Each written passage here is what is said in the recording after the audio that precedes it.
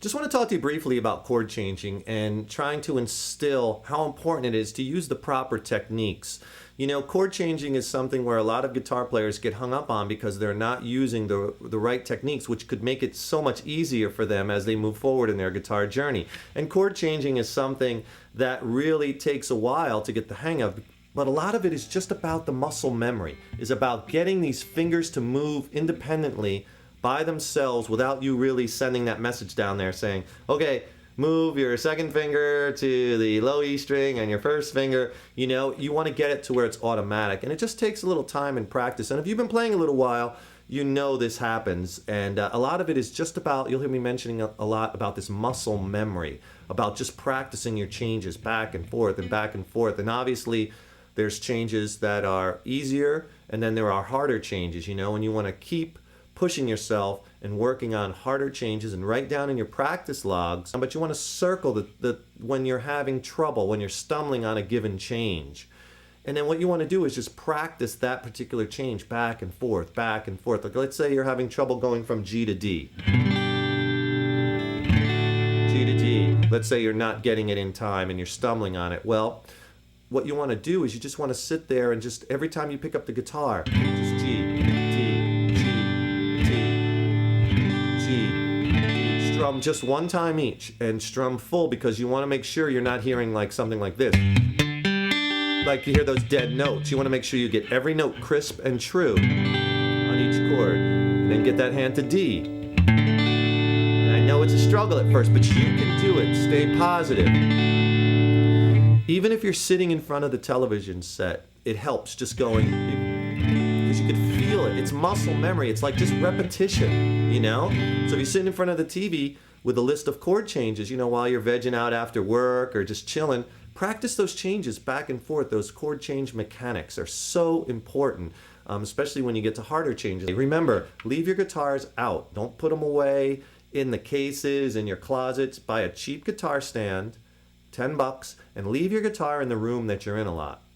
And this way, you're much more apt to grab it than if you like put it away in a case, put it under the bed, then you got to go and get it out. So many students write into me and say, that's such a great tip, and it really helps. Leave your guitar out, because if you have a spare 5 minutes before your dinner's ready, spare 10 minutes before your buddies come over, spare 5 minutes while you're waiting for your boyfriend, whatever, you know, or girlfriend or whatever, you know, you want to grab your guitar and practice your changes, practice your strumming. Those 10-minute, 5-minute sessions are so important. You don't necessarily have to sit down for an hour or two. Just these little 10-minute sessions can make such a big difference. I can't say that enough, you know. Grab it, get a couple of those 10-minute sessions in a day, and you'll be amazed at the difference that you could get to in your playing.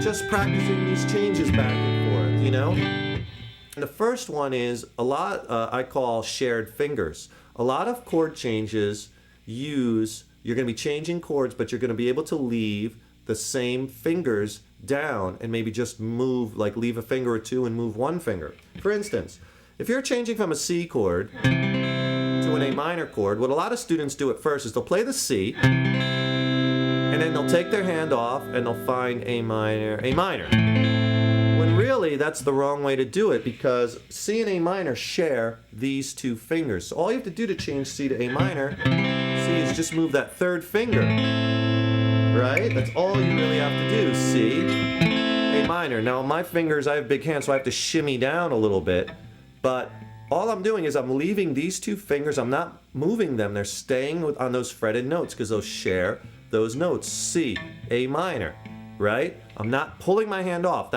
You don't want to do this. As soon as your hand comes off the fretboard and comes apart, you're dead. You'll never make the change in time. You got to keep that hand locked to that fretboard, so almost like you can't put a credit card between the strings and your fingers, and that's the way you should stay at all times. On your fingertips, not lazy.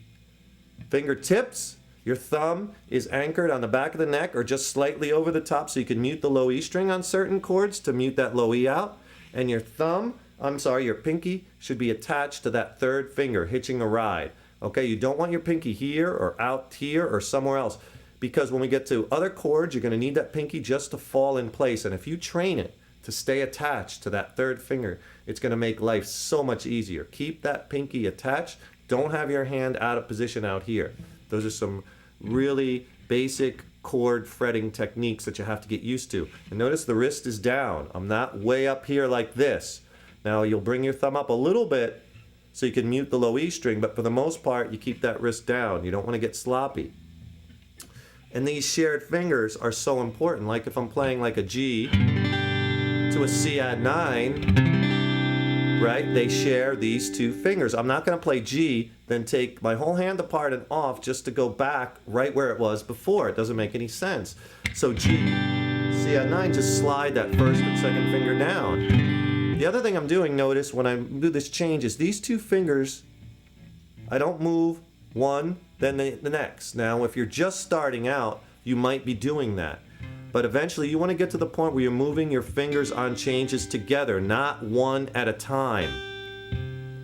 Because if you do that, you're never going to make the change in time. And these things take a little practice, but if you're practicing the right things and the right techniques like we're showing you, you will get it. So these shared fingers are so important. See, these two fingers don't move. Doesn't that make it easy? Notice the movement too is very economical. I'm not going out and over and down. It's as little movement as possible. You really want to make these economical, these changes, so to speak. If I change G major to D major, notice I do not move my third finger. That stays down. I don't take my hand off just to put it back down in the same place. And that finger, that note is shared between both chords. I play that D note. And notice if I do it in slow motion how my fingers are moving at the same time. I'm not doing this when I go G to D. I'm not going, okay, okay, okay, play the chord. It's all one automatic motion. And I've been playing a long time, so I'm not saying to myself, move my first finger down and my third finger down. You know, I could strum through all the chords you're working on while I'm talking to you because I don't think about it. It's automatic. The muscle memory is there, and the muscle memory will be there for you too. I guarantee it. If you practice this, write these down in your log, and you practice these right techniques, you're going to be so surprised at how fast you'll be moving your playing to the next level, right? And you'll find these shared fingers in so many changes. You know, like if I'm going from like an A to a D minor. Notice I don't take my hand, play the A chord, and then go, okay, take it off, apart, out, and then find D minor there. Right? This movement, I'm sharing that second finger, and I'm actually sliding that third finger. See how economical that movement is? I'm keeping my hand in that same kind of cluster. That's like the next technique I like to talk about when I'm talking about chord changing is using shared fingers, using clustering, keeping your hand voiced in the same kind of finger shape, same finger pattern, or same voicing. Like if you're playing an E major chord, right, and then the next chord is A minor, I'm not going to take my hand, take it all apart, and then go find A minor. E major and A minor look almost exactly the same, so notice I keep my hand in that same cluster together. E major, just drop everything down one string. Just practice that back and forth. Notice my pinky is hitching a ride on that third finger. So important. Clustering. You know, like if I was going from a D to an A. Common change. Notice how when I move that change, all I kind of do is I leave these two fingers and just bring that third finger up a little bit. I leave these in the same cluster. I don't pull my hand off. Never take your hand and come out this way.